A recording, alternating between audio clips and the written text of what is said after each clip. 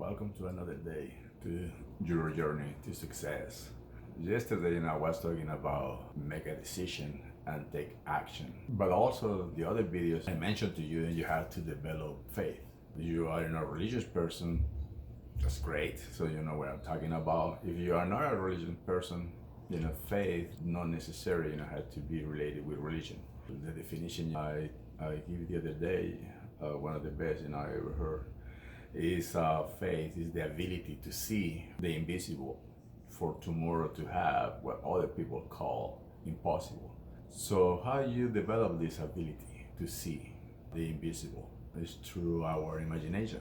We're not used to use most of the time because we live in this daily routine, daily stress, daily life. We don't have the time to imagine, to create in our mind what I really want. One thing, is daydreaming. Daydreaming is waste of time, waste of energy. The best way I can define the imagination, the effective imagination. Remember I told you the brain is a record of the past. We got the tendency, to go to the past and experience, past events, traumas, situations. Unfortunately, we go most for the negative than the positive. I'm pretty sure everybody has negative and positive memories, but sometimes when you ask people, tell me something wrong happens to you in the past, they tell you exactly, oh, this and that, and they give you all the definitions. But when you ask people, mention to me something good happened to you in the past, something you are happy to have the experience, to live. And sometimes people have to think, for a little bit to bring something positive. Imagination is a way to trick your mind. Instead, going to the past, you gotta go to the future you want. So the same way when you go to the past, for example, I mentioned to you, I have a hard time with my father. He always yelled to me. He always told me all kind of things. And I cry pretty much all my childhood.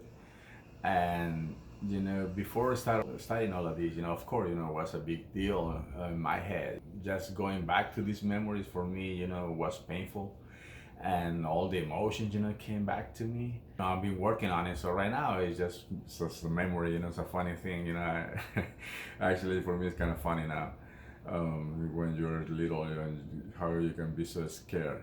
And the imagination is almost the same thing, but going to the future. Create the world, create the environment, you want to live. Create, the business, how your business gonna operate. You want a house, how big is the house, what color is the house, so all the detail, how you feel when you walk into the house, how you feel when you walk into your business, into your factory, how the people look at you, what kind of car are you driving, how are you dressing.